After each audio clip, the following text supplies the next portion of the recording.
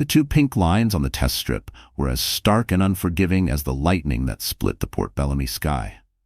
Elara Vance, a woman whose life was a testament to meticulous planning and an iron will, stood frozen in her opulent bathroom, the small plastic stick trembling in her perfectly manicured fingers. 35 years old, a celebrated defense attorney who'd never lost her composure, not even in the most brutal courtroom showdowns. And now this, a baby. Her meticulously constructed world tilted on its axis, a shiver of something akin to joy, terrified, exhilarating joy, running through her. But how could this be happening now? The storm outside mirrored the tempest brewing within her. Thunder, a percussive growl, rolled across Port Bellamy's historic district, rattling the antique windows of her renovated Victorian home. Wild, unpredictable, intense, just like the thoughts now stampeding through her mind. This wasn't in the plan. The plan was clear: continue her ascent through Port Bellamy's legal echelons, nurture her 12-year marriage to Marcus Thorne, perhaps consider children in a year or two, when things were calmer. But this beautiful, terrifying accident made her feel like a novice all over again, every certainty she'd ever clung to dissolving like sugar in the rain. She caught her reflection. Dark hair, a cascade of waves past her shoulders. Olive skin, usually glowing, now shadowed by the storm's eerie light. Her brown eyes, wide with a potent cocktail of joy and sheer terror. The classic black pencil skirt and silk blouse she'd worn to court earlier still looked impeccable, a stark, almost cruel contrast to the emotional hurricane raging inside. Deep breaths, Elara. Deep breaths. A habit from years of yoga, a practice that now seemed a lifetime away. The familiar, usually comforting scent of midnight bloom. Her dear friend Serafina Dubois's signature perfume creation, a scent that always grounded her, suddenly felt suffocating, cloying. Her Scorpio instincts, those gut feelings she'd learned to trust implicitly, were screaming. This moment, this was pivotal. There would be no going back. Her fingers, still unsteady, reached for her phone, hovering over Marcus's number. He was in Oak Haven for a business meeting, or so he'd said. Lately, his business trips had become more frequent, his kisses more distracted, his presence more like an absence, a ghost in their carefully curated life. But surely this news, this incredible, life-altering news, would bring him back? Bring back the man she'd fallen in love with? The one who used to leave silly, romantic notes in her briefcase and dance with her in their sun-drenched kitchen on lazy Sunday mornings? Could this baby mend the fissures that had been silently cracking the foundations of their marriage? The call connected on the third ring. Marcus? Her voice was a mere whisper, softer than she'd intended. "Elara, hold on a sec," he said, his tone preoccupied, distant. Papers shuffled in the background. Normal. Too normal. And then, something that wasn't. A woman's laugh. Low, intimate, and chillingly close. It coiled around Elara's heart, squeezing the air from her lungs. It was followed by words spoken in a sultry, confident tone that would forever be seared into Elara's memory. Words that shattered her world into a million jagged pieces. "She'll never know, Marcus." Izzy Monet. The name, though unknown to Elara then, would soon become synonymous with a betrayal so profound it would redefine her existence. Marcus's breath hitched. A tiny, almost imperceptible sound, but to Elara, a lawyer trained to catch every nuance, every flicker of deception, it was a confession louder than any shouted words. The phone nearly slipped from her grasp. Her legal mind, a finely honed weapon, kicked into overdrive, analyzing, dissecting. That laugh, those words, the way Marcus's breath had caught. The pieces slammed together with brutal, undeniable clarity. Betrayal. The word echoed in the sudden, deafening silence of her mind. It was a cold, hard, undeniable fact. Without conscious thought, Elara found herself moving. A primal rage, cold and sharp, surged through her veins, eclipsing the earlier shock of the pregnancy. Her hand, no longer trembling but clenched with a desperate strength, grabbed her animal print trench coat from the hook. Her feet, almost of their own accord, slipped into leather boots. Her fingers curled around her car keys, the metal biting into her palm. The rational part of her brain, the part that had won countless legal battles, screamed at her. Driving in this weather was insane. Confrontation could wait. She needed to think. She needed to think of the baby, the tiny, innocent life now growing inside her, a life conceived in love, or so she had believed. But Elara Vance had never backed down from a fight. Not once. And this was a fight for her very soul. The streets of Port Bellamy were slick with rain, the historic cobblestones treacherous beneath her tires. The windshield wipers fought a losing battle against the relentless downpour, each sweep a futile attempt to clear her vision, both literal and metaphorical. Her mind raced, a frantic, chaotic blur of questions. How long had this betrayal been going on? Who was she, this woman with the intimate laugh? What had Elara missed? How could she have been so blind? The Mariner's Rest Hotel loomed ahead, its elegant facade a grotesque mockery in the stormy night, its windows glowing like accusatory eyes through the deluge. She spotted Marcus's car, a sleek, black sedan she'd gifted him for their 10th anniversary, parked brazenly near the entrance. The sight was another stab to her already bleeding heart. She parked haphazardly, her usual precision, her hallmark in every aspect of her life, utterly abandoned. The emergency stairs felt endless, each metallic clang of her boots on the steps echoing the thunder raging outside and the war drum rhythm pounding against her ribs. 4th floor. He'd mentioned a client meeting on the 4th floor of some hotel in Oak Haven, another lie in a tapestry of deceit. And there, through a rain-streaked window at the end of a dimly lit corridor, she saw them. Marcus. Her Marcus. Holding another woman in his arms. His suit jacket was draped carelessly over a nearby chair, his tie loosened, his normally immaculate appearance rumpled with an intimacy that made Elara's stomach churn. The woman was younger, blonde, beautiful, in that effortless, almost insolent way that made Elara's own carefully maintained composure feel like a brittle, cracking mask. And his wedding ring, the simple gold band Elara had slipped onto his finger 12 years ago, glinted mockingly in the room's warm, inviting light. The scene was a devastating tableau of treachery, each detail a fresh twist of the knife. She could almost smell the cloying sweetness of a perfume she'd later identify as ephemeral, by Monet, a scent that would forever be linked to this moment of ultimate heartbreak. The world tilted, the corridor swaying beneath her feet. The pregnancy test, still clutched in her coat pocket, felt like it weighed 1,000 pounds, a leaden symbol of a future that had just been violently rewritten. 12 years of marriage, countless shared dreams, one perfect, soul-destroying lie, all unraveling in a single, catastrophic moment. Olivia stumbled back, her legal training, her carefully constructed walls, her very identity crumbling around her.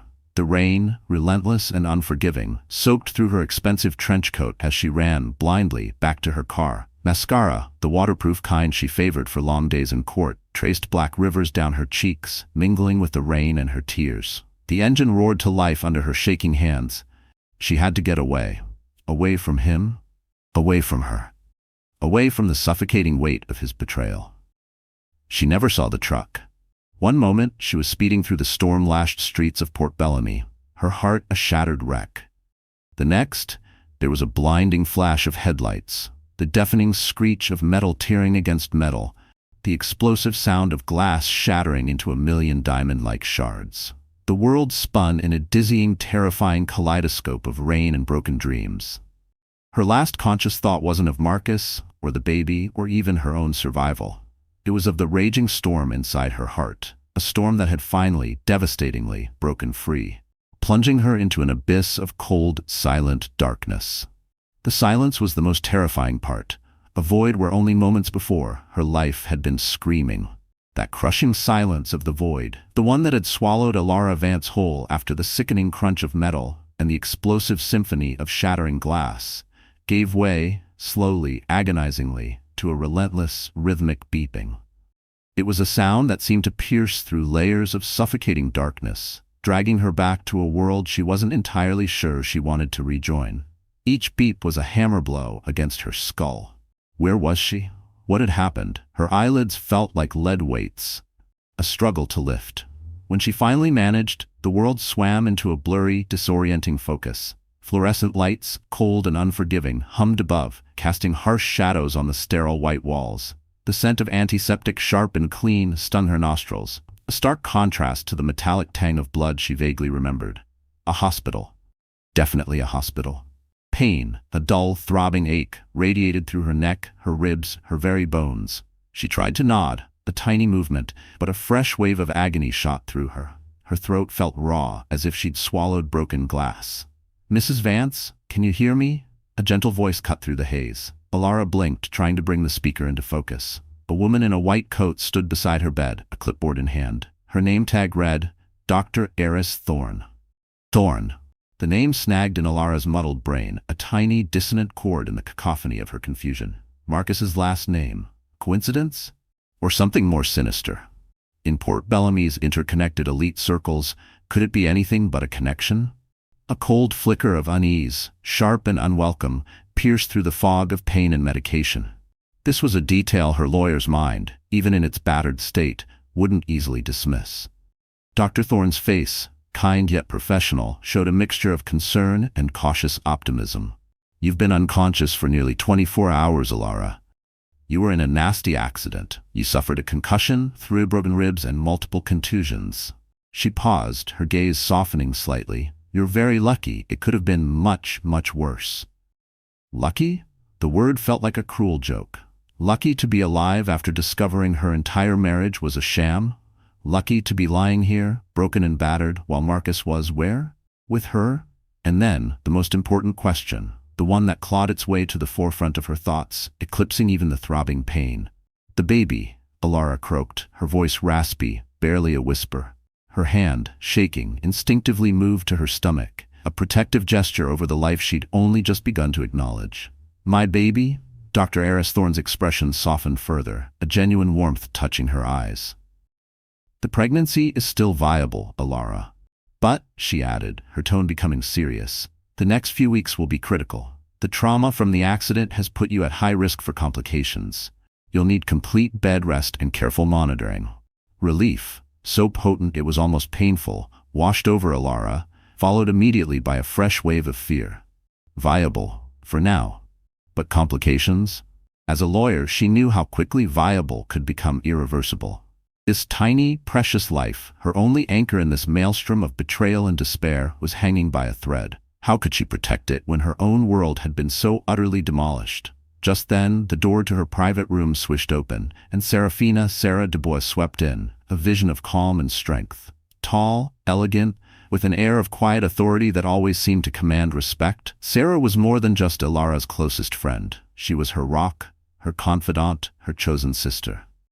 Dressed in one of her signature flowing maxi dresses, earthy tones of zaigie, the subtle, bespoke scent of midnight bloom, Sarah's own perfume creation, a complex blend of night-blooming jasmine, dark vetiver, and a hint of something wild and resilient, drifted into the sterile room, somehow making the oppressive space feel more human, more bearable. Was it possible for a scent to embody resilience? If so, Midnight Bloom was it. Sarah's dark eyes, usually sparkling with warmth and humor, were now filled with a deep, unwavering concern as she took in Elara's battered form. She didn't fuss, didn't offer platitudes. She simply moved to Elara's bedside, her presence a silent promise of unwavering support, a human shield against the horrors that lay in wait. The peace, however, was short-lived. The door burst open again, this time with a force that rattled the frame. Marcus Thorne. He looked a wreck, his designer suit wrinkled, his usually perfectly styled sandy hair unkempt, his green eyes, those eyes Elara had once found so captivating, now wild with what looked like genuine concern. But was it genuine? Or just another performance in their long-running play of a marriage? The sight of him, the man who had shattered her world, made Elara's stomach churn with a potent mix of rage and disgust. "Elara! Oh God, Elara!" he exclaimed, rushing towards her, his hand outstretched as if to take hers. Elara recoiled, a sharp, involuntary movement that sent a fresh jolt of pain through her bruised ribs. The heart monitor beside her bed spiked, its steady beeping becoming more erratic, more frantic. "Don't," she hissed, her voice, though weak, laced with all the venom a Scorpio could muster. "Don't you dare touch me." Each word was a shard of ice. There was no room for his feigned concern, not now, not ever again. Marcus stopped short, his face a mask of, what? Shock? Hurt? Or just annoyance at being denied his role as the grieving husband? It was impossible to tell, and frankly Elara didn't care. Dr. Eris Thorne, sensing the explosive tension in the room, stepped forward. "Mr. Thorne," she said, her voice calm but firm, "perhaps we should give your wife some space. She needs to rest." Space? Marcus's voice cracked, a raw, desperate edge to it. "She's carrying my child. I have a right to be here." His child. The audacity of it. The words hit Elara like another car crash, stealing the breath from her lungs. How dare he? How dare he claim rights to anything, to anyone, after what he'd done? After the betrayal she'd witnessed with her own eyes, she wanted to scream, to rage, to throw something, anything, to make him feel even a fraction of the pain that was tearing through her heart, shredding her soul. But her body, broken and weak, refused to cooperate. It was a prison of its own, trapping her fury within. As if summoned by the escalating drama, another figure appeared in the doorway, hovering anxiously just outside the room. Izzy Monet. Still wearing the clothes from the night before, the night she'd spent in Marcus's arms, her blonde hair artfully tousled, her youthful beauty a stark contrast to Elara's own ravaged appearance. The cloying, sweet scent of her perfume, Ephemeral by Monet, wafted into the room, a sickeningly intimate reminder of the betrayal. The sight of her, so brazen, so unashamed, made Elara's vision blur with tears of pure, unadulterated rage. This was the woman Marcus had chosen over her, over their vows, over their life together. "Both of you," Elara managed, her voice trembling but gaining a steely resolve, each word forced through clenched teeth. "Get out." "Elara, please," Marcus began, his voice pleading. "Out." The force of her shout sent daggers of pain radiating through her ribs, but she didn't care. The release was almost worth it. The heart monitor shrieked in protest, its beeping becoming a frantic, panicked alarm. Dr. Thorne stepped in again, her authority unwavering. "Everyone except Miss Dubois needs to leave. Now." Marcus hesitated, his gaze flicking between Elara and the doctor. For a moment it looked as though he might argue, might assert his supposed rights again. But something in Dr. Thorne's steady, no-nonsense gaze, or perhaps the sheer, unyielding fury in Elara's eyes, made him back down. Slowly, reluctantly, he backed away from the bed. In the hallway, Madison reached for his hand, a small, possessive gesture that felt like another knife twisting in Elara's already gaping wound. The two of them, a united front of deceit. It was almost comical, if it wasn't so devastating. Once they were gone, a blessed, profound silence descended upon the room, broken only by the gradually steadying rhythm of the heart monitor and Elara's ragged breathing. The storm outside had momentarily abated, but the one inside Elara still raged. Sarah pulled a chair close to the bed, her presence as soothing as the pain medication now flowing through Elara's IV. She took Elara's hand, her touch gentle but firm. "You don't have to be strong right now, Elara," she said softly, her voice a balm to Elara's raw nerves. "You just have to breathe." And finally, in the safety of her friend's unwavering presence, Elara Vance, the formidable defense attorney, the woman who never cracked under pressure, let the tears come. They weren't the elegant, restrained tears of a woman wronged. They were ugly, racking sobs that shook her broken body, a torrent of grief and rage and despair that she had held back for far too long. She cried for her marriage, a 12-year illusion. She cried for her baby, an innocent life thrust into this chaos. She cried for the life she thought she had, the future she had so meticulously planned, now reduced to ashes. And she cried for the terrifyingly uncertain future stretching before her like a dark, desolate road on a stormy night. "What am I going to do, Sarah?" she whispered, the words a broken plea more to herself than to her friend. How do I even begin to pick up the pieces?" Sarah held her hand tighter. "Right now," she said, her voice imbued with a quiet certainty, "you're going to heal. And then, my friend, then you're going to rise." A week later, the autumn sun cast long, mournful shadows across Elara's private hospital room. It felt like an eternity to someone who lived by the relentless ticking clock of courtroom deadlines and case files. Her body was healing, albeit slower than her fierce pride would have liked. Her laptop sat unopened on the side table, a reluctant concession to Dr. Eris Thorne's stern warnings about stress and its detrimental effects on her precarious pregnancy. Each day was a battle, a fight to reclaim some semblance of control in a life that had spun so violently off its axis. What choices did she even have left? Could she trust anyone? Especially a doctor with that name? The morning brought an unexpected visitor, a jolt to the monotonous rhythm of her recovery. Julian Frost. Her fiercest courtroom rival, the prosecuting attorney who had given her more than a few sleepless nights, strode into her room, his presence filling the sterile space with an energy that was both unsettling and intriguing.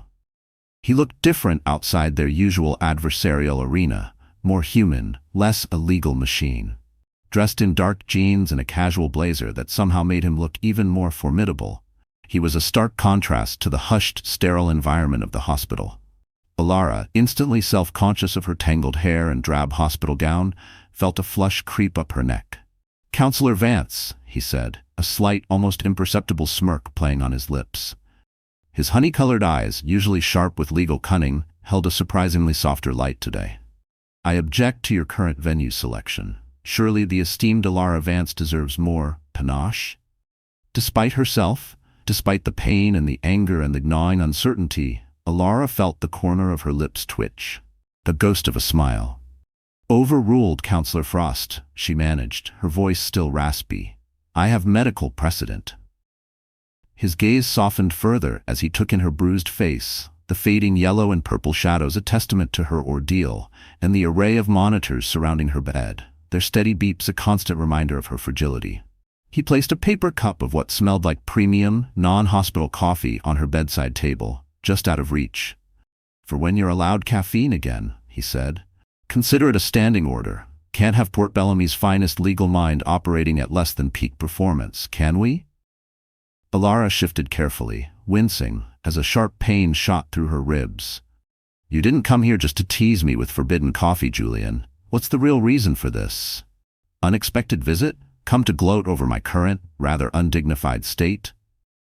"News travels fast in Port Bellamy legal circles, Elara," he said, settling into the uncomfortable visitor's chair, his athletic frame making the standard-issue hospital furniture seem even smaller and more inadequate.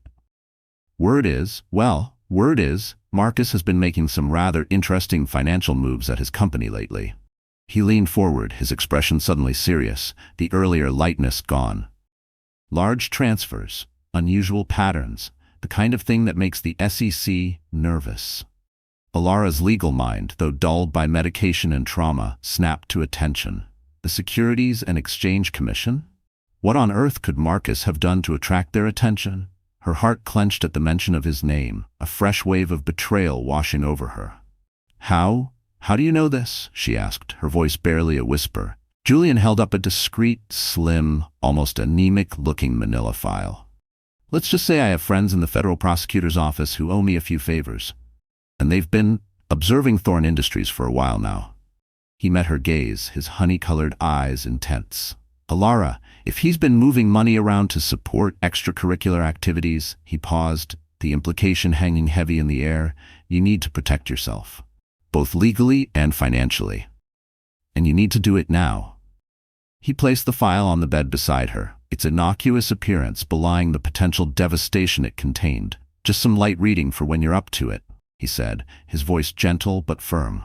"Might explain a few things." He stood, pausing at the door. "Heal fast, Counselor. Port Bellamy needs you back in the ring." And with that, Julian Frost was gone, leaving Elara alone with a cup of forbidden coffee, a throbbing headache, and a slim manila file that felt heavier than any legal brief she had ever held. A new storm, she suspected, was just beginning to gather on the horizon. And this one, she had a sickening feeling, might be even more destructive than the last. What secrets lay within those pages? And what would they mean for her baby, for the ruins of her life? The questions swirled, a vortex of dread and a strange, unwelcome flicker of anticipation. The cheap hospital coffee, the kind that tasted more like ash and regret than actual beans, was a bitter contrast to the contents of Julian Frost's slim manila file. That file, now clutched in Elara's hand as she sat propped against the pillows in her own bed, back in the grand Port Bellamy Victorian home she and Marcus had painstakingly renovated, burned with a far more potent heat. The house, once a symbol of their shared dreams and ambitions, now felt like a mausoleum, each carefully chosen antique, each perfectly hung artwork, a mocking testament to a life that had been a meticulously crafted lie. How many lies had Marcus told within these very walls? Had any of it been real? Sarah Dubois, a comforting presence in her indigo flowing dress, sat beside her on the edge of the massive four-poster bed. The guest room, always perfectly made up, was now Sarah's temporary sanctuary within Elara's crumbling world. Together, they pored over the documents Julian had so casually, yet so deliberately, left behind. Elara's fingers, still bearing the faint yellow bruises from the IV, traced the columns of figures, her legal mind, sharp as ever despite the trauma, dissecting the information with chilling precision. Systematic fund transfers. Large sums siphoned from Marcus Thorne's company, Thorne Industries, into a series of opaque offshore accounts. And the dates. Oh, the dates. Each transfer, each meticulously documented transaction, coincided perfectly with one of Marcus's increasingly frequent business trips to Oakhaven or some other equally vague destination. The implication was as clear as it was devastating. Marcus hadn't just been betraying her with Izzy Monet, he'd been stealing to fund their affair, to finance a lifestyle Elara hadn't even known existed. Was this what those hushed phone calls and late nights at the office had really been about? This sordid financial mess? A cold fury, sharper and more focused than the raw grief that had consumed her in the hospital, began to solidify in Elara's heart. This wasn't just about a broken marriage anymore. This was about fraud. This was about a level of deception that even she, a seasoned defense attorney who'd seen the darkest sides of human nature, found staggering. How could she have missed this? She, Elara Vance, the woman who prided herself on her intellect, her intuition, her ability to read people. Had love made her so blind, or had Marcus simply been that adept a liar?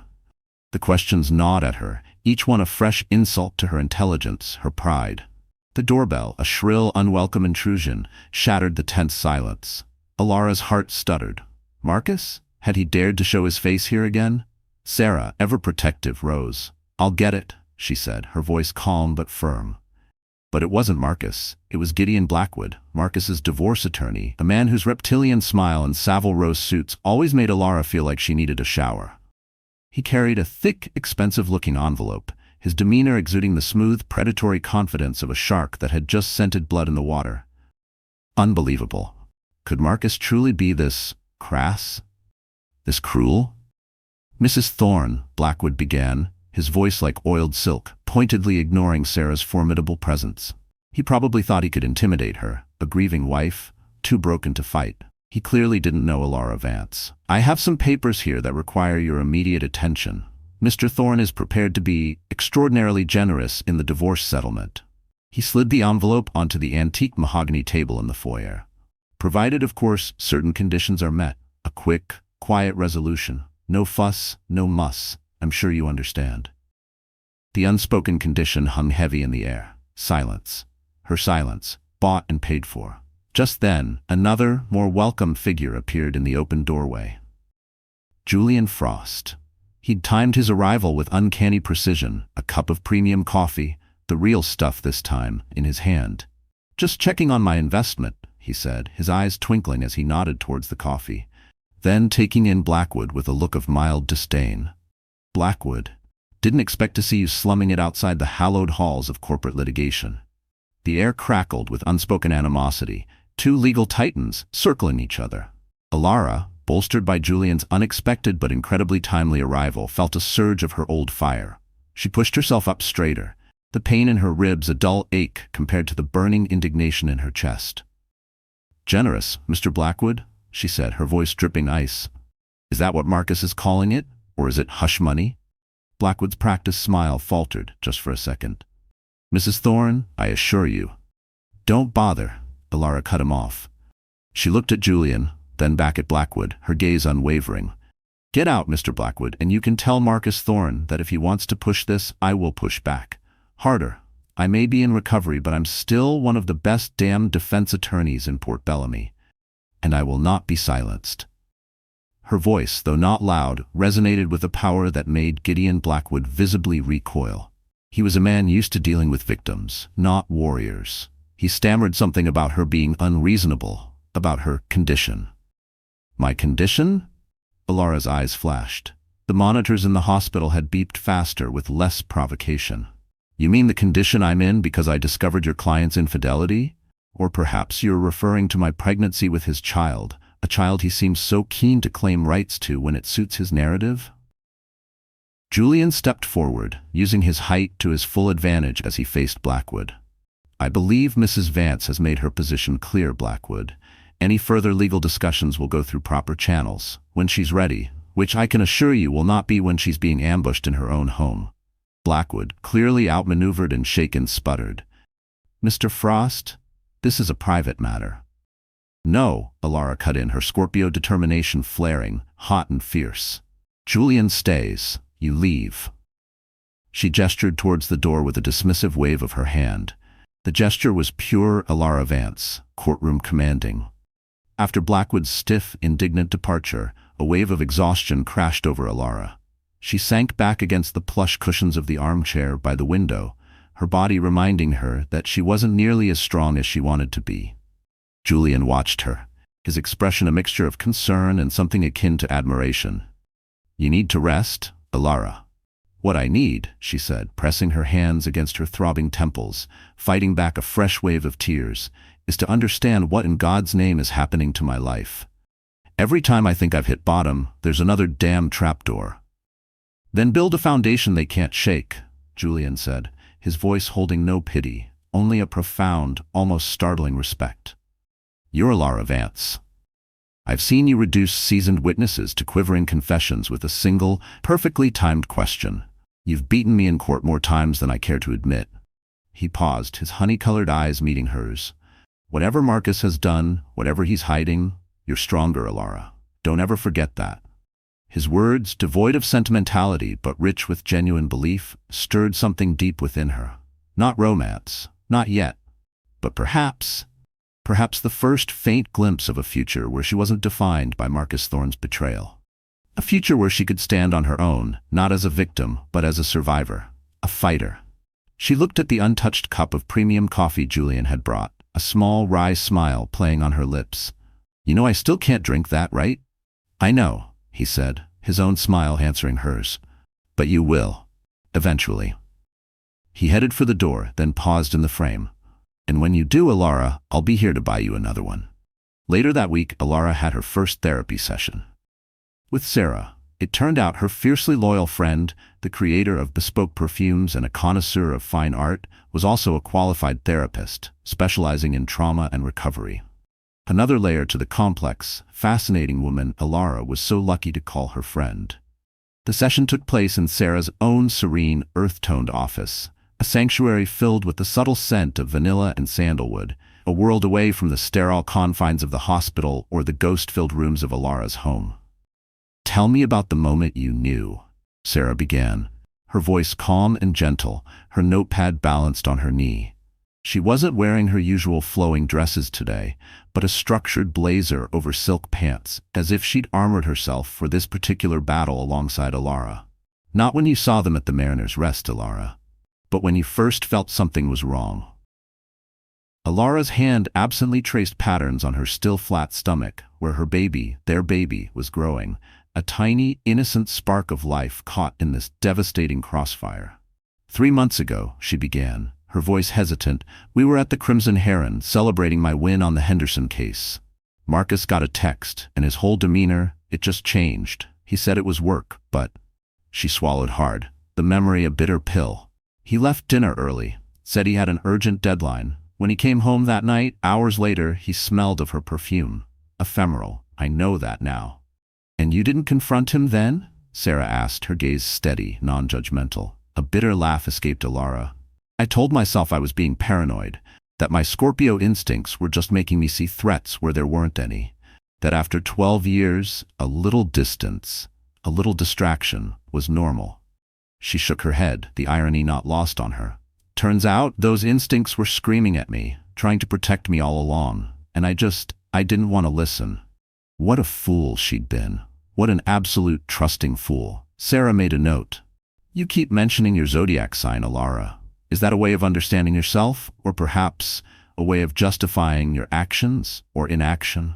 The question, though gently posed, hit harder than Elara expected. Was she using it as a shield, a convenient label? Before she could formulate an answer, her phone buzzed. An email. From her law firm's managing partner, old Henderson himself. This one was more direct, less couched in polite corporate speak. Elara, your continued absence is becoming problematic. Several of your key cases are being reassigned. We need to discuss your future with the partnership at your earliest convenience. They're not even trying to hide it anymore, Elara said, her voice flat, showing Sarah the message. 12 years of loyalty, of bringing in millions in billable hours, of winning impossible cases, and they're pushing me out. Because I'm inconvenient. Because her personal life had dared to implode in such a spectacular public fashion. Are you, Elara? Sarah's question was gentle, yet pointed. Inconvenient? Or are you perhaps finally becoming inconvenient to people who benefited for a very long time from your convenience? The question hung in the air, sharp and unsettling. Just then, the door to Sarah's office opened and Julian Frost entered, right on schedule. He carried a laptop and another stack of files, his handsome face grim with purpose. The energy in the room shifted, became charged with the weight of what was to come. Sorry to interrupt, he said, though they'd planned this timing. But you both need to see this. Now. Sarah nodded, seamlessly shifting from therapist to ally. Show us, Julian. He opened his laptop, pulling up a series of financial records that made Elara's legal mind, her core identity, snap to attention, overriding her emotional exhaustion. Marcus hasn't just been systematically moving company money through shell corporations, Julian explained, his voice low and serious. On paper, it looks like legitimate business expenses. But look at the dates. Each transfer coincided with one of his infamous business trips over the past 6 months. Elara leaned forward, her eyes scanning the complex spreadsheets, the intricate web of transactions. But the amounts, Julian, this is millions. Millions of dollars. Where in God's name was it all going? Here's where it gets truly disgusting, Julian said, his jaw tight. He pulled up another document, another piece of the ugly puzzle. Izzy Monet isn't just his mistress, Elara. She's been running a sophisticated investment scheme through her so-called lifestyle blog, targeting small-time celebrities, social media influencers, people with more followers than financial sense, convincing them to invest in what they thought was an exclusive, high-return, legitimate fund. A Ponzi scheme, Elara breathed, the pieces clicking into place with sickening clarity. The oldest scam in the book, dressed up in a glamorous, modern disguise. And Marcus, her husband, the man she had loved and trusted for over a decade, had been funding it. With stolen company money. Which means, Julian continued, his honey-colored eyes meeting hers, a grim understanding passing between them, that when this whole thing inevitably falls apart, and believe me, Elara, it will fall apart, Marcus isn't just looking at a messy divorce, he's looking at serious federal charges. The SEC is already investigating Thorn Industries. It's only a matter of time. Elara stood, pacing the small office, despite the persistent ache in her ribs, her mind reeling. The divorce settlement offer from Gideon Blackwood, it wasn't about generosity, it was about damage control. Marcus hadn't been trying to be kind. He'd been trying to buy her silence, to lock her into a non-disclosure agreement before this financial time bomb detonated. Before she, Elara Vance, one of the sharpest legal minds in Port Bellamy, figured out the true extent of his crimes. The sheer, unmitigated gall of it was breathtaking. But what now? What was her next move in this high-stakes game she hadn't even known she was playing? The weight of that slim manila file left by Julian Frost like a ticking time bomb felt immense in Elara's hands. What secrets did it hold? And more importantly, what would those secrets demand of her, a woman already battered by betrayal and grappling with a high-risk pregnancy? She'd stared at it for what felt like an eternity in her hospital room, a strange mixture of dread and a lawyer's insatiable curiosity warring within her. Now, back in the oppressive grandeur of her Port Bellamy Victorian home, a house that echoed with Marcus's lies, the time for passive contemplation was over. Action was required. But what action? Could she even trust Julian, her supposed rival? Resignation. The word itself tasted like ash in her mouth, yet simultaneously it sparked a defiant fire. To resign from Henderson, Albright and Finch, the prestigious law firm where she'd clawed her way to near partnership, felt less like a defeat and more like unsheathing a sword she hadn't realized she still possessed. 12 years of her life poured into that firm. 12 years of ambition, sacrifice, and relentless dedication. All for what? to be deemed inconvenient the moment her personal life imploded. The email from Henderson himself, all polite concern masking a clear ultimatum, still stung. But Sarah's words echoed, "Are you inconvenient? Or are you finally becoming inconvenient to people who benefited from your convenience?" Damn right she was. With a newfound, albeit fragile resolve, Elara drafted her resignation letter. It was short, professional, and devoid of the emotional turmoil that roiled beneath the surface. No explanations, no apologies, just a clean, decisive break. As she hit send, a strange sense of lightness, almost giddiness, washed over her. The first step. But what was next? An idea, audacious and terrifying, began to take root. A new firm, her firm. Not a sprawling corporate behemoth like Henderson, Albright and Finch, but something leaner, meaner, with a clear, unwavering purpose. To fight for the underdog, for the victims of fraud, for those whose lives had been shattered by the kind of sophisticated financial deceit Marcus had apparently mastered. Argentis Legal. The name came to her in a flash, a fusion of argent for silver, a symbol of clarity and truth, an aegis for protection, a shield for the vulnerable. Yes, that felt right, but she couldn't do it alone. She needed a partner, someone with experience in class action lawsuits, someone as tenacious and uncompromising as she was. Viviana "Vivi" Rain, a firebrand civil rights attorney based in Colombia, known for her take-no-prisoners approach and her unwavering commitment to justice. Elara had crossed paths with Vivi once, years ago, on a pro bono case. She'd been impressed, to say the least. Could Vivi be persuaded to join forces? It was a long shot, but Elara had to try. She made the call. And to her astonishment, Vivi Rain, after a characteristically blunt and probing conversation, was interested. Very interested. "Vance," Vivi had said, her voice crackling with energy, "I like your style, and I hate these white-collar parasites. Let's talk specifics." Hope, a fragile but persistent seedling, began to unfurl in Elara's chest. Meanwhile, the SEC investigation into Thorn Industries, spurred by the anonymous tip Elara and Julian had carefully orchestrated, was gaining momentum. Whispers turned into rumors, rumors into headlines. Port Bellamy, a city that thrived on gossip and scandal, was abuzz, and predictably, the fallout began. Izzy Monet, it turned out, had friends in low places, or rather, in high-circulation local media. Port Bellamy's most salacious news blog, the Port City Tattler, began running a series of articles painting Marcus Thorne as a misunderstood visionary, a victim of a collapsing market, and perhaps a vengeful, scorned wife. Elara Vance, the brilliant but cold attorney, was subtly, skillfully portrayed as the orchestrator of his downfall, a woman driven by jealousy and a desire for revenge. The narrative was as predictable as it was infuriating. The comments section, naturally, was a cesspool of public opinion, a battlefield where anonymous trolls and self-proclaimed experts dissected Elara's life, her marriage, even her pregnancy. Did they know she was pregnant? Probably. Nothing stayed secret for long in Port Bellamy. Elara, however, refused to be drawn into the mudslinging. Let them talk. Let them speculate. She had bigger fish to fry. The truth, she knew, had a way of eventually clawing its way to the surface, no matter how deeply it was buried. One rainy afternoon, as Elara was sketching out a business plan for Argentis Legal, the doorbell rang again. Her heart leaped into her throat. Not Blackwood again. Please, not Blackwood. It was Marcus. He looked haunted. His expensive suit hung loose on his frame, the shadows under his eyes a stark testament to sleepless nights and a gnawing fear. The confident, arrogant man she had confronted in the hospital was gone, replaced by a ghost of his former self. He looked, for the first time in a very long time, truly vulnerable. "Elara," he began, his voice hoarse, desperate. "You have to stop this. Please, the SEC, the investigation, it's not what you think. Izzy, the money, I can explain everything." Elara stood in the doorway, a silent, unyielding sentinel. She didn't invite him in. The scent of his familiar cologne, a scent that had once made her heart flutter, now turned her stomach. "Explain, Marcus?" she said, her voice dangerously calm.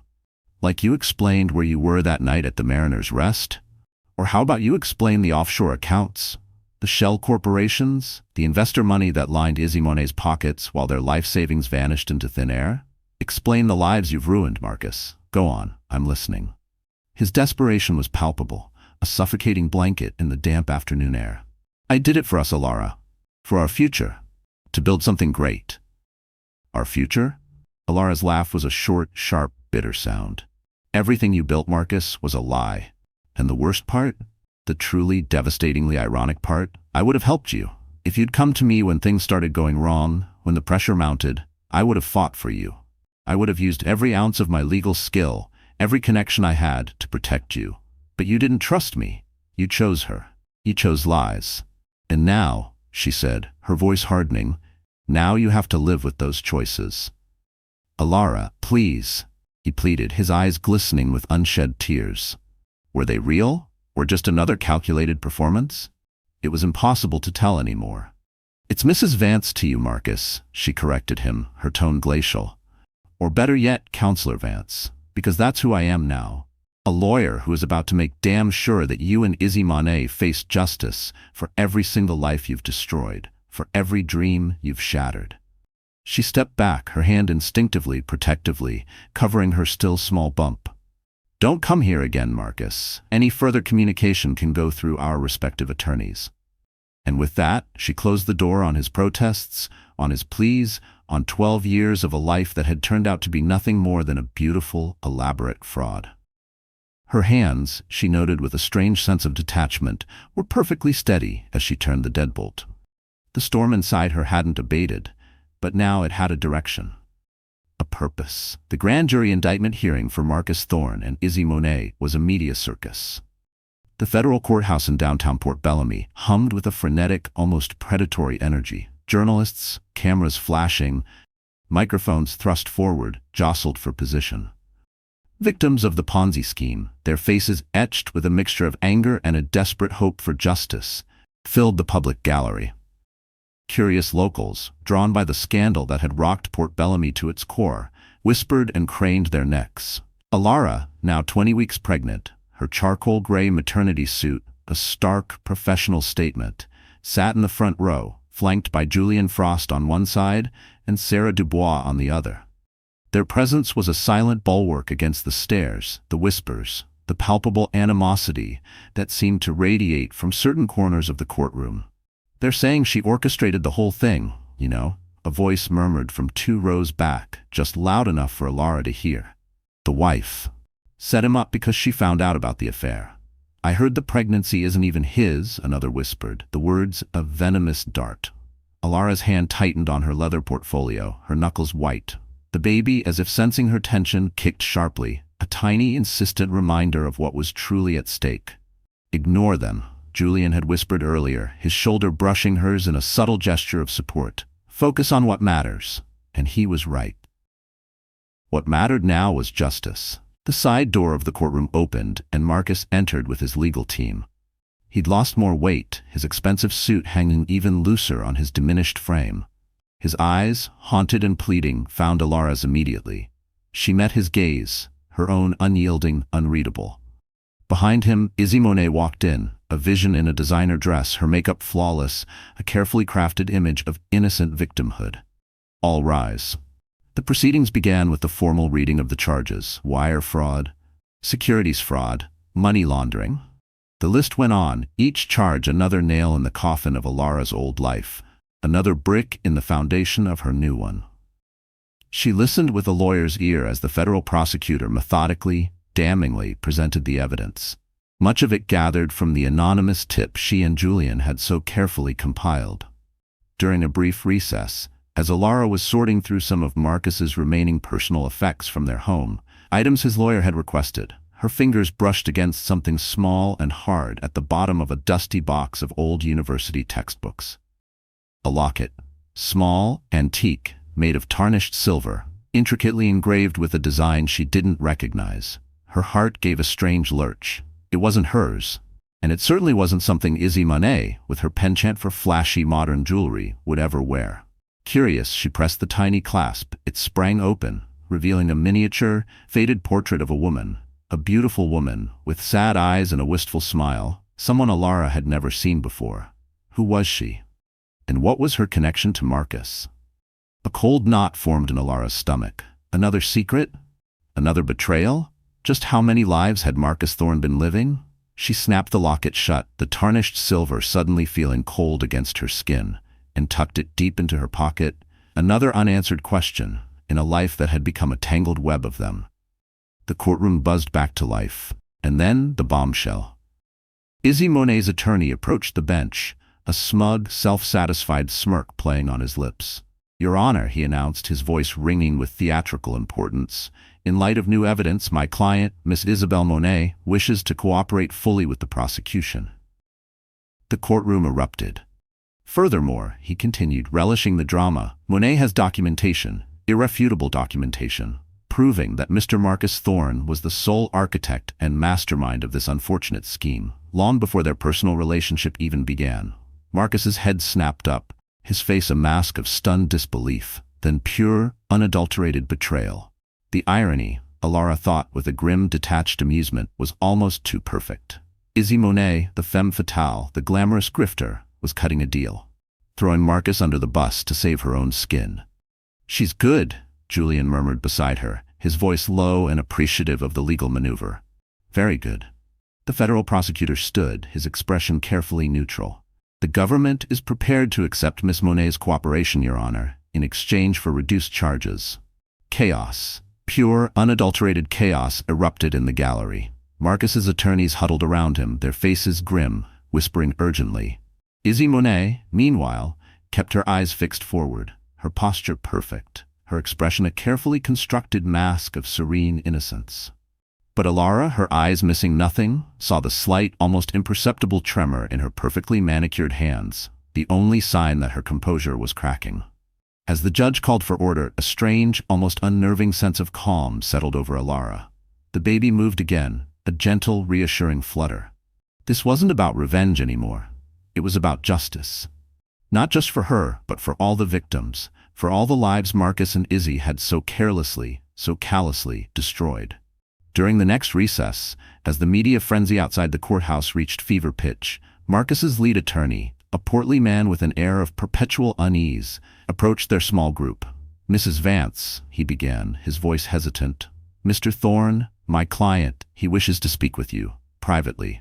Before Julian or Sarah could object, Elara found herself nodding. 5 minutes, she said, her voice surprisingly steady. "In the conference room, with witnesses present." What could he possibly have to say now after all this? What new lie, what new manipulation was he about to attempt? The courthouse conference room, all polished mahogany and hushed tones, felt like a tomb. And Marcus Thorne, slumped at the head of the massive table, looked like its primary and increasingly desperate occupant. Gone was the swagger, the easy charm, the aura of invincibility he'd always worn like a bespoke suit. In its place was a man defeated. His shoulders bowed, his eyes hollow pits of despair. Gideon Blackwood, his portly attorney, hovered near the door, looking distinctly uncomfortable, while Julian Frost and Serafina Dubois flanked Elara, a silent, formidable show of support. 5 minutes. That's all she'd agreed to. 5 minutes for Marcus to say whatever it was he felt compelled to say before the full weight of the federal justice system came crashing down upon him. What could possibly be said? Could any words bridge the chasm of betrayal that now yawned between them? "I'm sorry, Elara," Marcus began, his voice raspy, barely audible. For everything." He paused, his gaze fixed on the polished surface of the table, unable to meet her eyes. I never meant to get caught." A flicker of something, contempt, amusement, crossed Elara's face. Even now, even in the face of utter ruin, his primary regret was not the devastation he'd caused, but the simple fact of his apprehension. Astonishing. "Were to hurt all those people whose lives you destroyed, Marcus?" she asked, her voice icily calm, each word a precisely aimed dart. "The ones who trusted you with their life savings, their dreams, their futures, did you mean to hurt them?" He flinched, finally looking up, his eyes pleading. I meant to build something great. For us, Elara, for our child." He reached across the table, his hand outstretched, a desperate, pathetic gesture. She didn't move, didn't even acknowledge it. "Izzy Monet was a mistake," he continued, his voice cracking. "The money, it was a mistake. It spun out of control. Please, Elara, help me fix this. For our baby. We can fix this." Elara felt a profound, weary sadness wash over her. He still didn't get it. Even now, with his world crumbling around him, he still didn't truly understand the magnitude of his betrayal, the depth of the wounds he'd inflicted. "You still don't get it, do you, Marcus?" she said, her voice soft, yet imbued with an unshakable resolve. She stood carefully, one hand resting protectively on her belly, the gentle curve now more pronounced at 34 weeks. This isn't about us anymore. There is no us. This is about right and wrong, actions and consequences. The Marcus Thorne I married, the man I loved, or at least the man I thought I loved, would have understood that. He would have taken responsibility. "What do you want from me, Elara?" he whispered, his voice raw with a despair that for the first time felt almost genuine. "What can I possibly do?" "Nothing," she said, the word devoid of anger, of bitterness, of any lingering emotion save a profound, irrevocable finality. "I don't want anything from you, Marcus, except what the law demands. Restitution for your victims, every last cent, accountability for your choices, and a clean, simple, uncontested divorce." She turned to leave, then paused at the door, her gaze meeting his one last time. "Our child," she said, her voice softening almost imperceptibly, "will know the truth someday. The whole truth. Make sure, Marcus, that when that day comes, you've given them something, anything, worth remembering about their father. Something other than this catastrophic failure." And with that, she walked out, leaving him alone in the tomb-like silence of the conference room, the weight of his choices pressing down on him like the lid of a coffin. Back in the main courtroom, Izzy Monet's deal was formally accepted by the judge. Her cooperation, her willingness to testify against Marcus, had significantly reduced her own culpability. She would still face prison time, of course. Her irrefutable documentation hadn't absolved her entirely, but it would be a fraction of what Marcus was now facing. He was, to put it mildly, facing serious, life-altering charges, the kind that didn't just end careers. They ended lives as they were known. The weeks that followed were a blur of legal maneuvering, plea negotiations, and the relentless, grinding wheels of the federal justice system. Argentis Legal, Elara's fledgling law firm, was officially launched amidst the chaos, its small temporary office space a hive of activity. The class-action lawsuit against Thorne Industries and its associated shell companies, spearheaded by Elara and the formidable Viviana Vivi Rain, quickly gained traction. Victims, emboldened by Elara's courage and Vivi's reputation, came forward in droves, their stories a heartbreaking chorus of shattered trust and financial ruin. Argentis Legal, almost overnight, represented over 40 individuals, with estimated damages climbing into the tens of millions. The fight for restitution had begun. The victim impact statements during Marcus's trial were grueling. One by one, ordinary people, retirees who'd lost their pensions, young families who'd seen their college funds evaporate, small business owners whose dreams had been decimated, stood before the court and spoke of the devastation Marcus Thorne and Izzy Monet had wrought. Their voices, raw with pain and anger, painted a vivid, damning portrait of greed, deception, and the catastrophic human cost of white-collar crime. Elara, now heavily pregnant, her body aching, her spirit weary but unbent, attended every single day of the trial. She sat in the gallery, a silent, watchful presence, her hand resting on her prominent belly, a constant, tangible reminder of the new life that was intertwined with this devastating end. Each story, each tear, each shattered dream fueled her resolve. This was why she'd started Argentis Legal. This was why she had to keep fighting. For them, for her child, for herself. One afternoon, during a particularly harrowing day of testimony, as Elara stepped out of the courtroom for a much-needed breath of fresh air, she was approached by a figure she hadn't expected to see.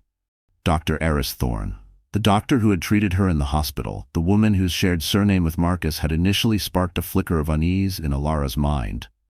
Dr. Thorne looked anguished, her usually composed features etched with a deep personal pain.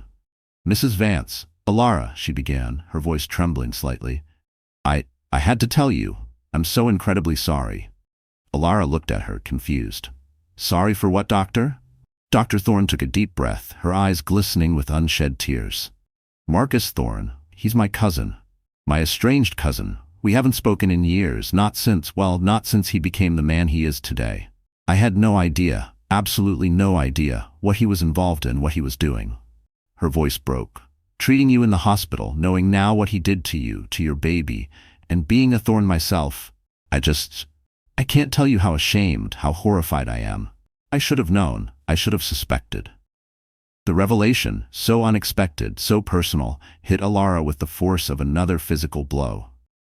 Marcus had a cousin who was a doctor at Port Bellamy General, a cousin he'd never mentioned, a cousin who had treated his critically injured, pregnant wife, completely unaware of the familial connection. It added another, almost surreal layer to Marcus's betrayal, another testament to the compartmentalized, deceitful life he had been leading. But it also, strangely, brought a measure of relief. Dr. Eris Thorne wasn't a co-conspirator, not another pawn in Marcus's sordid game. She was just another victim, in her own way, of his duplicity. Elara reached out, her hand briefly touching the doctor's arm. "It's not your fault, Dr. Thorne," she said, her voice surprisingly gentle. "You couldn't have known. Thank you for telling me."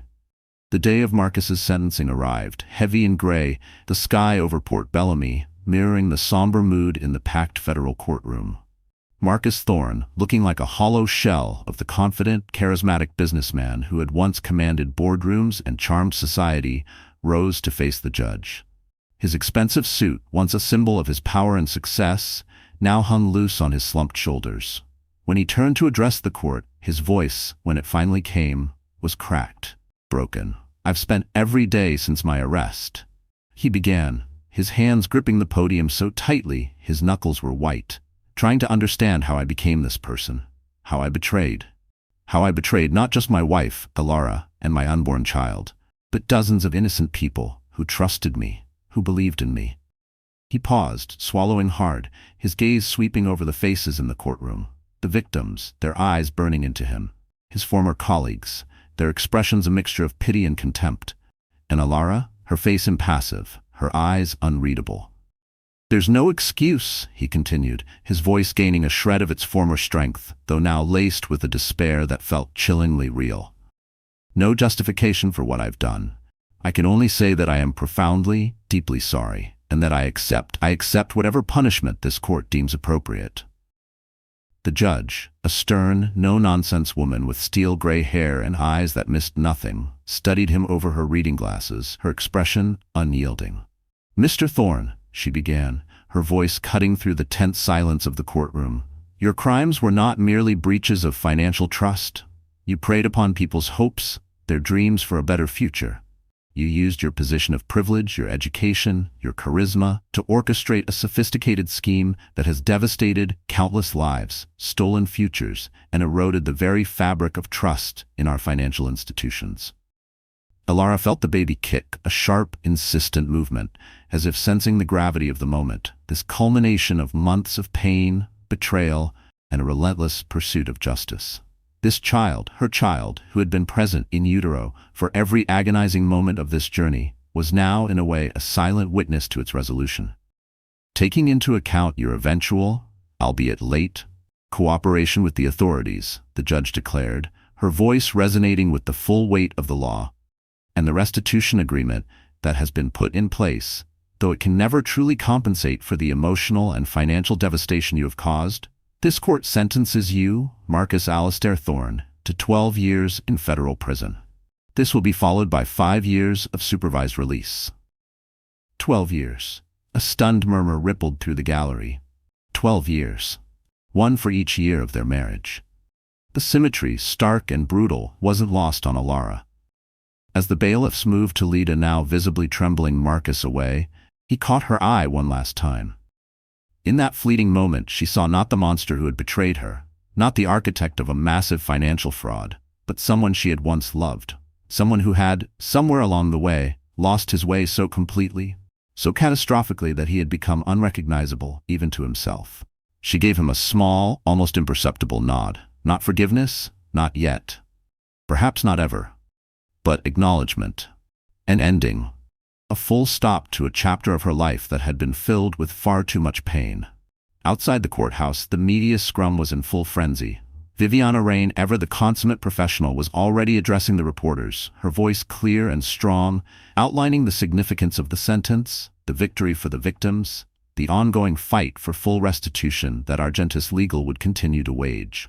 Elara, however, slipped away from the crowd, needing a moment, needing air, needing something. Julian was by her side instantly, his hand lightly on her elbow as she navigated the imposing courthouse steps, her body heavy, her spirit even heavier, despite the verdict.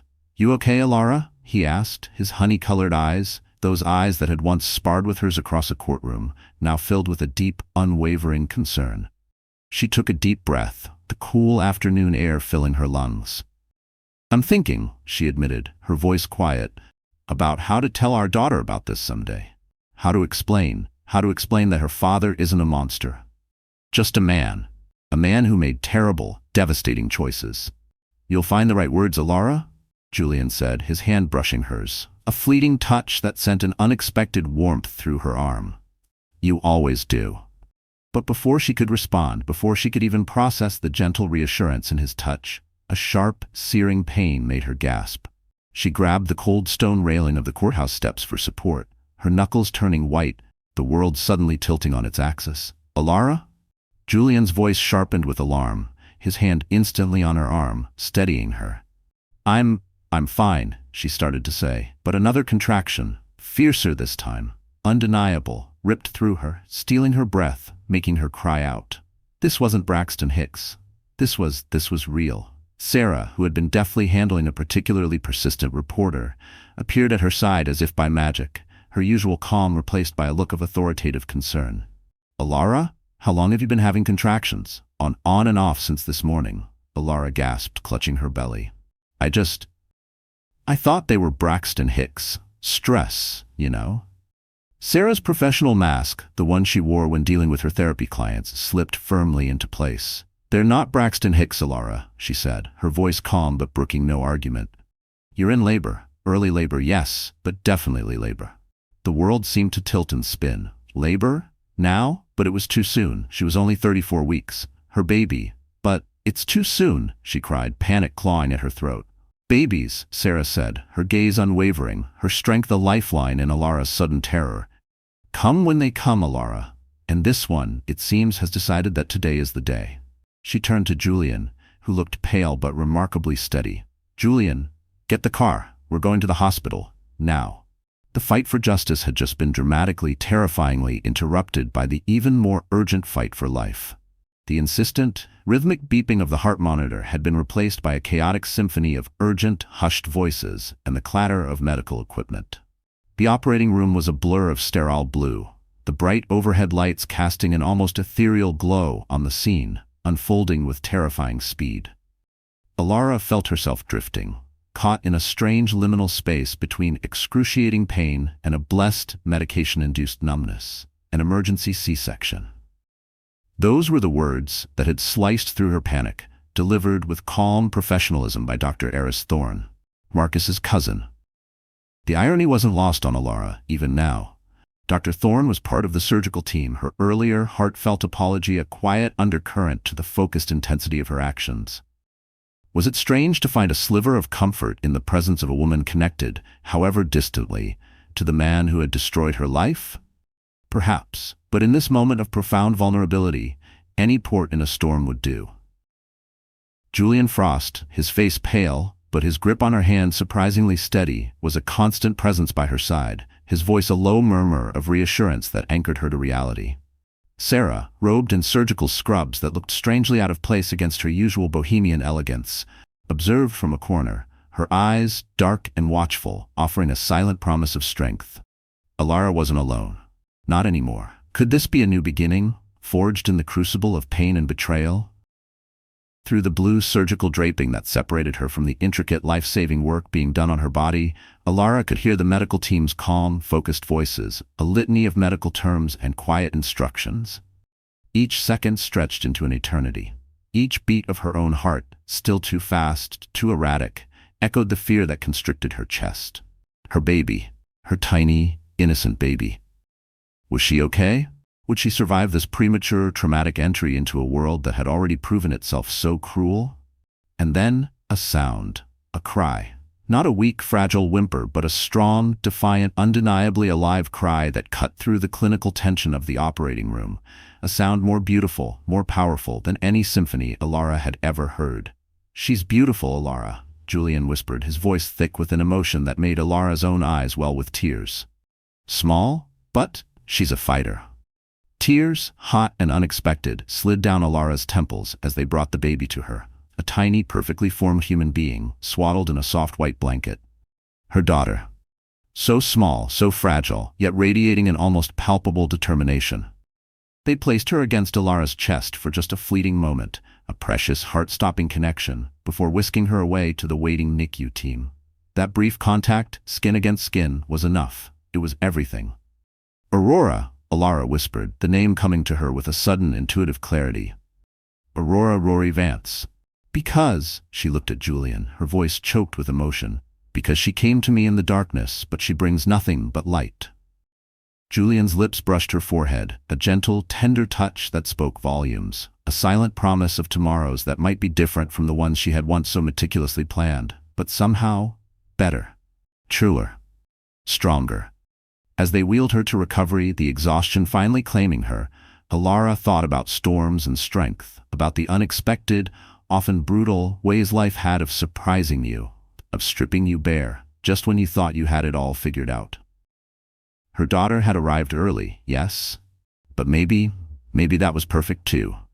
One last poignant reminder that the best things in life, the things that truly mattered, didn't always follow your carefully laid plans. They came when they were meant to, often in the midst of chaos, bringing with them the messy, unpredictable, terrifyingly beautiful chance to begin again. 6 months later, the Port Bellamy summer painted the sky in brilliant, unapologetic shades of gold and pink. Elara stood in Rory's nursery, a sanctuary of soft grays and lavenders, watching her daughter sleep peacefully in her crib. Despite her premature arrival, Aurora Rory Vance had proven to be every bit the fighter Julian had proclaimed her to be. Now thriving at 7 months old, a perfect, intoxicating blend of strength and sweetness, with a captivating fuzz of dark curls and eyes that seemed to hold all the ancient wisdom in the world, she was Elara's everything. Her anchor, her hope, her reason. The nursery, once Marcus's sterile home office, a room that had echoed with his lies and deceptions, had been transformed. A hand-painted mural of a benevolent moon and a sky full of twinkling, friendly stars stretched across one wall, a breathtaking gift from one of Argentus Legal's first clients, a talented local artist whose gallery and life savings had been decimated by Marcus's Ponzi scheme, but who had since, with Elara and Vivi's help, begun to rebuild her life, her art, her dreams. It was a daily reminder of why Elara fought so hard. "She's finally asleep," Julian's whisper came from the doorway. He'd loosened his tie after a long, grueling day in court, but his eyes, those honey-colored eyes that now looked at Elara with such open affection, were bright with a recent victory. He looked happy, content. Something Elara was slowly, tentatively beginning to feel herself. Elara nodded, carefully, silently, stepping away from the crib. In the living room, she could hear the low, animated voices of Sarah and Vivi Rain, discussing their latest case, another complex financial fraud, another group of victims needing a champion. Argentus Legal, in just 6 short months, had become a force to be reckoned with, a team of 12 dedicated, passionate lawyers and support staff, their small but stylish offices overlooking the Port Bellamy harbor, a constant hum of purposeful activity. Resumes from some of the city's brightest legal talents arrived daily. Who knew so many lawyers secretly yearned to fight for the good guys? "How did the settlement distribution go today?" Elara asked, leading Julian into the kitchen, where a pot of freshly brewed coffee, the good stuff, Julian's preferred blend, waited. Every single one of the initial 23 victims received their first substantial payment this morning, he said, accepting the cup she offered, their fingers brushing, a small, familiar spark igniting between them. "The restitution fund is working exactly as planned." Vivi's idea of aggressively pursuing the liquidation of Marcus's personal assets, the penthouse, the yacht, the art collection, was brilliant. He fought it, of course, but even Gideon Blackwood couldn't argue with the court order. "And Izzy Monet?" Elara asked, a strange lack of bitterness in her voice. "What's the latest on her?" Julian took a sip of his coffee. "Still cooperating from her new, rather less glamorous accommodations in a minimum security facility. 5 years with good behavior. She'll likely be out in 3. Apparently her blog posts about financial fraud awareness, penned from behind bars, are actually making a difference, gaining quite a following." He smiled, a wry, ironic twist of his lips. "Irony at its finest, wouldn't you say?" Elara leaned against the counter, taking in the subtle but significant changes in her home, in her life. The bare walls she'd insisted upon after Marcus's betrayal, a stark visual representation of her shattered world, were now slowly, carefully being filled with new memories. Photos of Rory's first gummy smile, the ribbon-cutting ceremony for Argentis Legal, candid shots of her new unconventional family. Sarah, Vivi, Julian, the growing team at the firm who had become so much more than just colleagues. It was a life she hadn't planned, a life forged in fire, but it was hers. During one of her therapy sessions with Sarah, in the serene sanctuary of Sarah's office, Elara had finally found the courage to ask about the faint silvery scar that snaked just above Sarah's wrist, usually hidden by an eclectic collection of bracelets. Sarah had simply smiled, that enigmatic, all-knowing smile of hers. "Every warrior has scars, Elara," she'd said, her voice soft but resonant. "Some are just more visible than others. This one," she'd touched the scar lightly. "This one reminds me of my own phoenix moment, a long time ago. A reminder that even from the deepest ashes, new life, stronger and more beautiful, can emerge." She hadn't elaborated further, leaving Elara with a sense of mystery, a deeper understanding of the quiet strength that radiated from her friend, and a newfound appreciation for the battles Sarah herself must have fought and won. Everyone, it seemed, had their storms. "Have you read Marcus's latest letter?" Julian asked carefully, his voice pulling Elara from her reverie. She nodded. The letter had arrived that morning via his attorney, Marcus's first direct communication since his sentencing. He was teaching business ethics to other inmates, he'd written, running financial literacy workshops, trying, in his own way, to make amends, to find some semblance of redemption in the sterile confines of his prison cell. It was something. Redemption comes in strange forms, doesn't it? She mused, a faint, complicated smile playing on her lips. "Are you going to take Rory to visit him?" Julian asked, his gaze steady, searching. Elara sighed. "Eventually, I think. When she's older, when she can understand, or at least begin to. He is her father, after all. And she deserves the chance to know him, the real him, not just the monster, not just his mistakes." She set down her coffee cup. "But that's a decision for another day, a much later day." From the living room, Sarah's voice called out, "Elara, that reporter from the Global Ledger is on the line again. They're still eager to run that feature on Argentis Legal's impact on financial fraud prosecution. And they want to know if you'll finally agree to an in-depth interview. What should I tell them?" "1 minute, Sarah," Elara called back. She turned to Julian, who was watching her with that look, that incredibly warm, devastatingly tender look that still, after all these months, made her heart skip a beat, made her feel cherished. "Well, Counselor Frost," she said, a playful lilt in her voice, "ready to tell our story to the world? Our story?" He stepped closer, finally, decisively, bridging the careful, respectful distance they had maintained for so long, a distance born of shared trauma and a mutual, unspoken understanding of the fragility of new beginnings. "Yes," she said, her voice soft but firm, her gaze unwavering. "Our story. All of it. The firm. The cases. This family we've built." She gestured around her transformed home towards the nursery where their future, Rory's future, slept peacefully. "Unless, of course," she added, a teasing glint in her eyes, "you're not ready for that kind of commitment, Counselor." Julian's laugh was soft and warm, a sound that filled the spaces in her heart she hadn't even realized were still empty. "Elara Vance," he said, his voice husky with emotion, "I've been ready since that first day in the hospital, when you, battered and broken but still so damn fierce, trusted me enough to stay, to fight alongside you." His hands, strong and gentle, framed her face, his thumbs stroking her cheekbones. "The question is, Counselor Vance, are you ready?" Instead of answering, she kissed him. It was a kiss that tasted of shared grief and hard-won victories, of resilience and redemption, of quiet comfort and a fierce, unexpected joy. It was a beginning, wrapped in an ending, a promise of a future built not on the ashes of broken vows, but on a foundation of honesty, respect, and a love that had been tested and found true. When they finally, reluctantly parted, breathless and a little dizzy, she saw their future reflected in his eyes. Not perfect, not without its shadows, but real. Not unbreakable, perhaps, but strong enough, flexible enough, to bend without breaking. And in that moment, watching the man she was growing to love look at her with such open adoration, Elara Vance knew, with a certainty that settled deep in her bones, that she was at long last truly, undeniably free. The storms would still come, she knew that. Life always had a way of throwing curveballs. But now she wasn't facing them alone. And she finally understood how to dance in the rain. That kiss. It was more than just a kiss.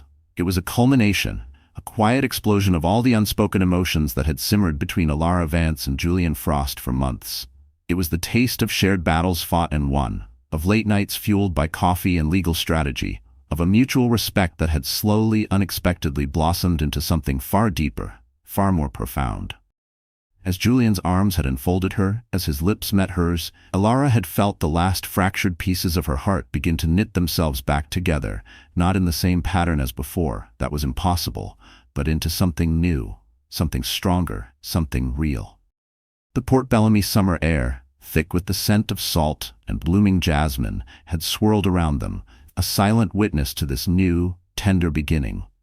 But just as the moment deepened, just as Elara allowed herself to truly sink into the promise of it, a small, insistent cry from the nursery shattered the spell.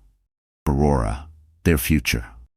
5 years later, the Port Bellamy sunrise wasn't merely a promise of a new day, but a vibrant, breathtaking testament to battles hard won and a life meticulously, lovingly rebuilt stone by stone. Elara Vance, now Elara Vance Frost, stood by the expansive bay window of their sun-drenched kitchen, a tablet in her hand, a soft smile playing on her lips as she reviewed the morning headlines. Argentus Legal expands to 5th national location. Miami office opening hailed as landmark achievement.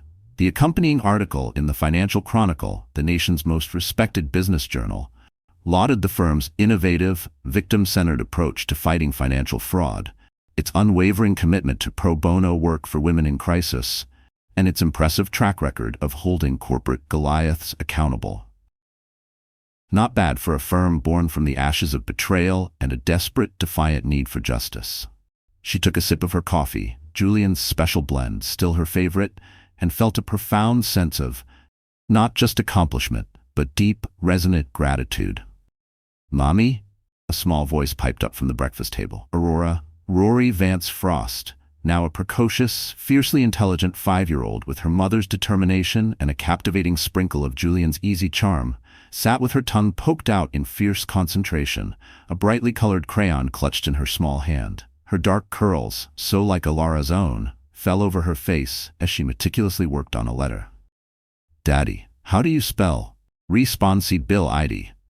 Julian, standing at the counter preparing Rory's lunch for school, a task he cherished, spelled out the word carefully, his eyes meeting Elara's over their daughter's bent head, a warm, knowing smile exchanged between them. They both knew who the letter was for. Marcus Thorne.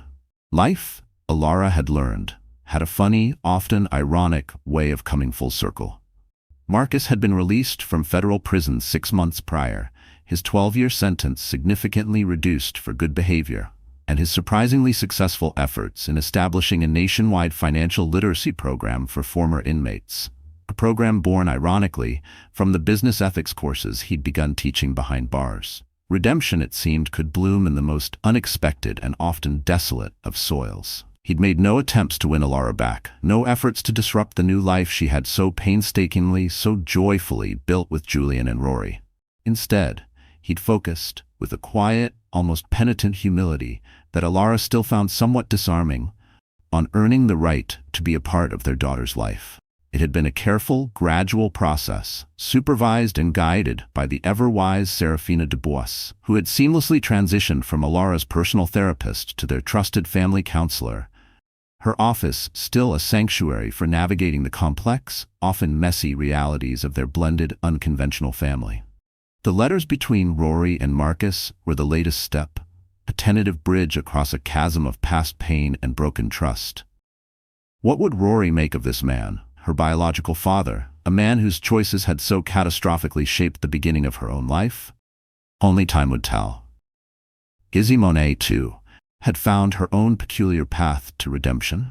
After serving nearly 3 years in that minimum security facility, she'd emerged a changed woman, channeling her undeniable media savvy and her first-hand knowledge of financial manipulation into becoming a prominent and surprisingly effective advocate for financial fraud awareness.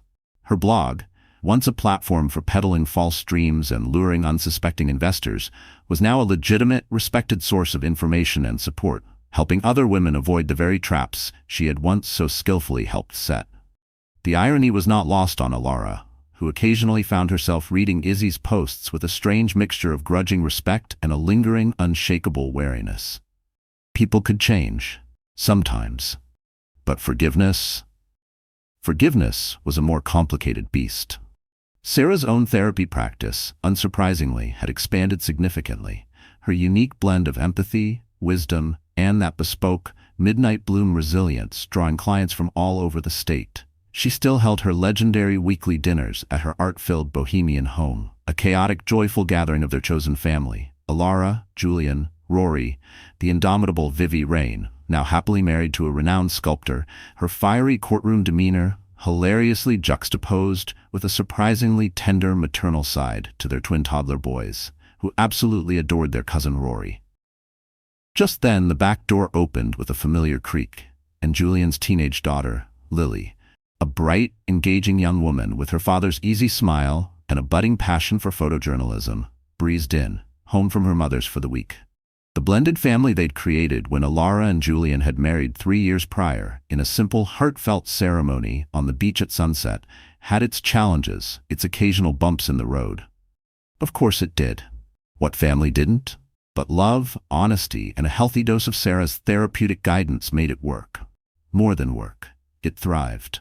"Mommy," Rory called out suddenly, abandoning her letter-writing efforts in favor of a more pressing concern. "Can we visit the moon mural lady after school today? Please. I want to show her my new art project. It's a sparkly unicorn." Elara smiled, her heart swelling. The moon mural lady, the talented artist who had painted Rory's nursery with such love and care, had become another cherished member of their extended family. Like so many of Argentis Legal's early clients, she had not only recovered from Marcus's devastating fraud, but had gone on to thrive. Her Port Bellamy gallery, now one of the city's most celebrated, a vibrant hub of creativity and community. It was a testament to resilience, to the enduring power of the human spirit to rebuild, to create beauty even from the deepest wreckage. Yes, they would definitely visit the moon mural lady. Her phone buzzed on the granite countertop. A text from Vivi Rain, a flurry of excited emojis and legal jargon about their latest case, another complex investment firm, another insidious scheme, another group of vulnerable victims needing a champion. But now, Argentis Legal had a network, a system, a reputation. They had the resources, the expertise, and the sheer, unadulterated grit to make a real, tangible difference. They were changing lives. One case, one victim, one hard-won victory at a time. Julian wrapped his arms around her from behind, pressing a soft kiss to her temple, his familiar, comforting scent, sandalwood and old books, and something uniquely, wonderfully Julian, enveloping her. "Ready for today's battles, Counselor Vance Frost?" he murmured into her hair. She leaned back into his embrace, her gaze sweeping over the sunlit kitchen, taking in the happy chaos of her family. Rory chattering excitedly to Lily about sparkly unicorns, Julian's strong arms around her, the distant sound of Sarah's laughter drifting in from the garden where she was attempting to teach Vivi's twins the finer points of finger painting. This life, this beautiful, messy, imperfect, extraordinary life. A life she had never planned, never could have imagined, yet one she wouldn't trade for anything. The antique silver locket, the one she'd found tucked away amongst Marcus's old university textbooks all those years ago, still sat in her jewelry box. Rory had discovered it one rainy afternoon, her small fingers tracing the intricate engravings, her bright, curious eyes captivated by the faded portrait of the unknown woman with the sad smile. "Who is she, Mommy?" Rory had asked, her innocent question stirring something deep within Elara. And Elara, looking at her daughter, at the embodiment of her own hard-won second chance, had realized that perhaps, just perhaps, it was time. Not for Marcus. His chapter, though its echoes remained, was closed, but for herself, for her own sense of closure, for that final, lingering thread of his hidden life that still felt unresolved. A quiet, personal quest for another day, perhaps. A mystery to be unraveled not with legal acumen, but with a gentle, patient curiosity. Another layer to the complex tapestry of her past, a past that had, against all odds, paved the way for this unexpectedly radiant present. "You know what?" Elara said softly, turning in Julian's embrace to face him, her eyes shining with a love that was as steady and true as the Port Bellamy sunrise painting the harbor in breathtaking shades of rose and gold. "I'm not just ready, Julian. I'm grateful." Because that was the truth, the profound, unshakable truth she had learned in the years since the storm had broken, since her world had shattered, since she had been forced to confront the deepest, darkest corners of betrayal and despair. Sometimes, the worst, most devastating moments of your life don't just break you. They break you open. They strip away everything you thought you knew, everything you thought you were, and reveal the resilient, unyielding core of your true self. You just have to be brave enough, strong enough to weather the rain, to walk through the fire, and to trust with every fiber of your being that the sun will eventually rise again. And rise it had, brighter, warmer, more beautiful than she could ever have imagined. The rain had passed, washing everything clean, leaving behind a world awash in the golden light of new beginnings, a world filled with love, with purpose, with the quiet, unshakable joy of a life not just reclaimed, but reborn.